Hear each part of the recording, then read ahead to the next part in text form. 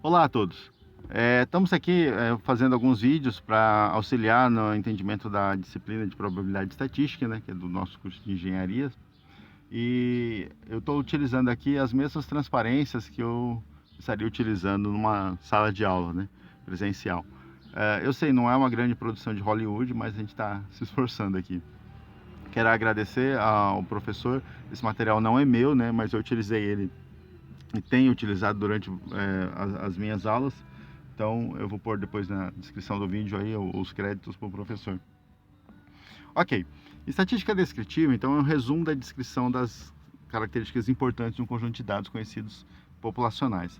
Ou seja, você vai resumir em uma tabela, em um gráfico, em um conjunto de valores, as características daquela população, daqueles dados que você obteve da população ou de uma amostra, né? Então, se for uma amostra, então você vai fazer a inferência estatística, ou seja, a partir de uma amostra você vai falar, determinar, concluir, inferir, né, sobre algumas características daquela população. Então, a partir da amostra você chuta, né, você fala que a população vai agir de tal forma. Isso é muito utilizado, por exemplo, em eleições, que é um período que a gente está vivendo agora, né, eleições municipais de 2020, né. Ou seja, a intenção de voto, você não consegue pegar toda a população numa paulada só, numa vez só, numa pesquisa só. Você pega uma amostra, 2.000 pessoas, 1.000 pessoas, 100 pessoas, e assim por diante. Bem, através da estatística descritiva, né, entendemos melhor um conjunto de dados.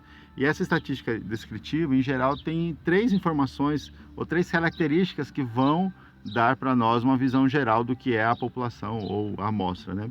Um valor representativo do conjunto de dados, o mais largamente utilizado é a média, e a gente vai ver que a média não traz tudo que a gente quer da população, da amostra, né? Mas é um bom parâmetro, é utilizado para muitas coisas, a média, né?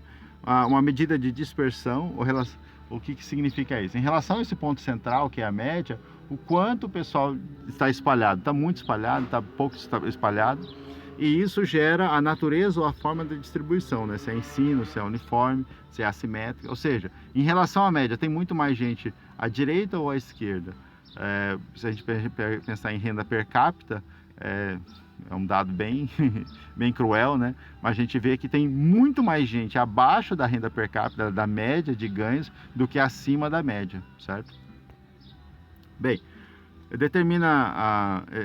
essas medidas de tendência central, né, são determinadas por valores típicos, né, ou representativos do conjunto de dados. Média, mais famosa, a gente já falou, né, a mediana, moda, ponto médio, certo?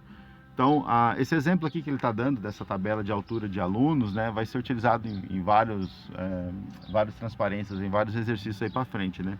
Então, eu tenho 18 alunos que coloquei aí colocou, né, a média na altura de cada um, e aí vai chegar na média, que basicamente é somar todos esses dados e dividir por 18, que é o número de elementos, né? Ou seja, a média então é o somatório do conjunto de valores, os valores individuais dados, né? O número, né, dos valores basicamente é o n. Agora chama a atenção o seguinte: a notação que os matemáticos dão para situações diferentes. Se você tem os valores somente da amostra, a média vai ser representada por x barra, e o n, se você observar, vai ser n minúsculo, né? Enquanto se você tiver todos os dados da população, que nem sempre você tem, mas em algumas situações é possível, por exemplo, a média da compra de consumidores de um supermercado. Quanto que, em média, um consumidor gasta no supermercado? O mercado tem esses dados, ele tem o banco de dados de todas as compras que foram realizadas nos caixas dele, porque é tudo eletrônico, né? Então ele consegue fazer uma média da população, ou seja, de todas as vendas que foram feitas, né? Nesse caso, a representação é mi, né, para média, e n é maiúsculo. Bom, a mediana, repara que enquanto é x barra, que é um x com um tio em cima, né? É o valor do meio. Aquele número que representa 50% para baixo e 50% para cima, ou seja, exatamente no meio. Só faça uma observação já de antemão aqui. A mediana nem sempre é um valor que está presente no conjunto de dados, principalmente se for um conjunto de dados discreto, certo? Por exemplo, 1, 2, 3, 4, certo? quatro números, 1, 2, 3, 4. Qual é a mediana? 2,5.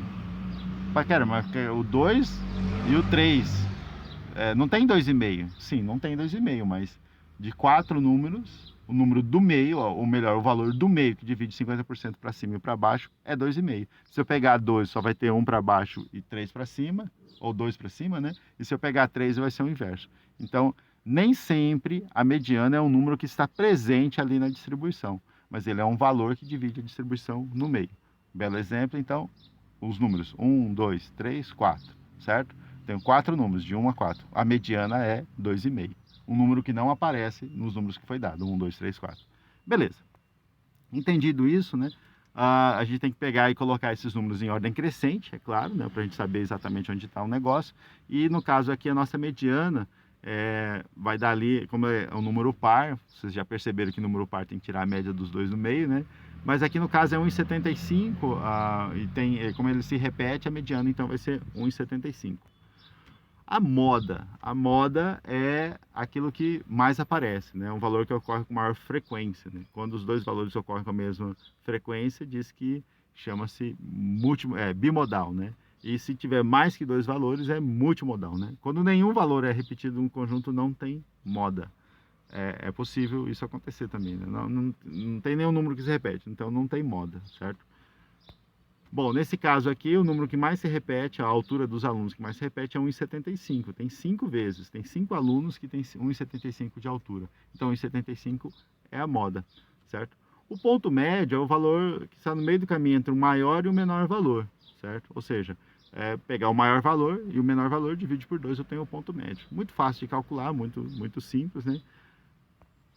Beleza, no caso aqui, o ponto médio é 1,74 para o conjunto de dados das alturas dos alunos. Agora, repara o seguinte, né? Esses valores representativos, a média, mediana, moda e ponto médio, nem sempre traduzem o melhor da distribuição. Então, repara que ele dá um exemplo: 5, 7, 8, 10, 12, 15, 20. A média é 11, a mediana é 10 e o ponto médio é 12,5, certo? Então, calculando aí, basicamente, né? Agora, se a gente pega só o último valor, o 20, e troca por 200, olha só, a média foi para 36,7.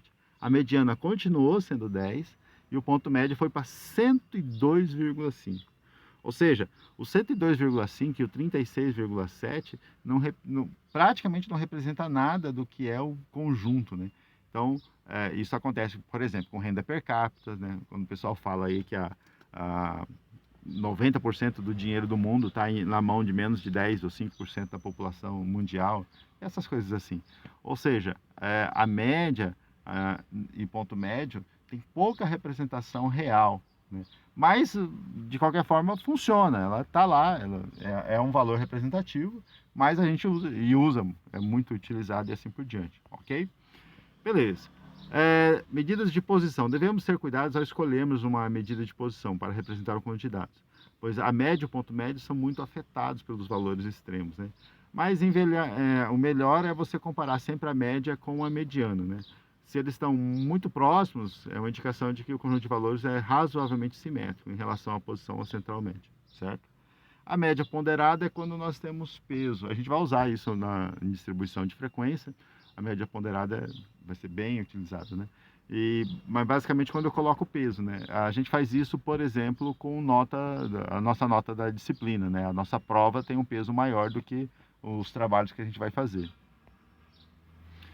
Bom, gente, só para dar um exemplo aqui, nós vamos pegar aqui um site, vamos ver se está carregado aqui, para a gente ver algumas notícias que são baseadas nesse tipo de estatística, certo? Eu sei que a tela está gravando aí, tem um monte de coisa aparecendo aí, mas olha lá, taxa de desemprego, 14,6 maior, chega a 14,6, maior patamar desde 2012.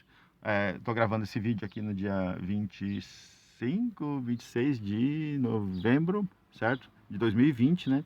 Então, repara, eu tenho um parâmetro de todas as pessoas que procuram emprego no Brasil, certo? Em relação aos que têm emprego, esses que procuram emprego, lógico, estão desempregados, né? E esses representam 14,6%, certo? Repara mais algumas informações ali. O contrato de aluguel vencido em novembro fica 24,5% mais caro. É uma porcentagem simples, mas repara que também nós temos estatística, né? Vamos ver mais um pouco aqui, consumidor.